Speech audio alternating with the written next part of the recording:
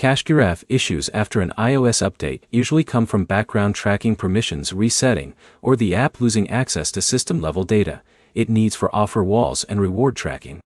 By the end, you'll know exactly how to fix Cache Giraffe after an iOS update so the app loads correctly, tracks rewards again, and stops freezing or breaking after updates.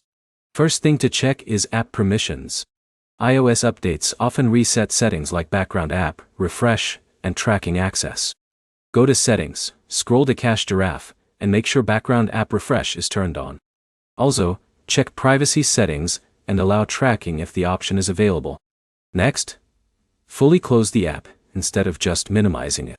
Swipe it away from the app switcher, then reopen it. This forces iOS to rebuild the app session instead of keeping the broken post-update state in memory. If the app still feels broken, check your network permissions. Go to Settings Cellular, and make sure Cache Giraffe is allowed to use mobile data. After updates, iOS sometimes resets per app data access, which can stop offer walls from loading. Another key fix is clearing the app state. On iOS, the only real way to do this is deleting and reinstalling the app. This removes corrupted update files that often cause reward tracking bugs or blank offer screens. After reinstalling, log in with the same Google or Apple account you originally used. If the issue is stuck loading or missing rewards, turn off VPNs, ad blockers, or private DNS if you're using any. iOS updates often make these tools interfere more aggressively with ad-based apps like Cache Giraffe. Also make sure your iOS version is fully stable. Sometimes a partial update can cause background services to misbehave.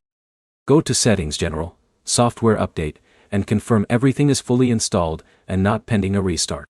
If nothing changes, log out and back into your account after reinstalling. This refreshes your device token, which is what Cache Giraffe uses to connect your phone to your reward profile.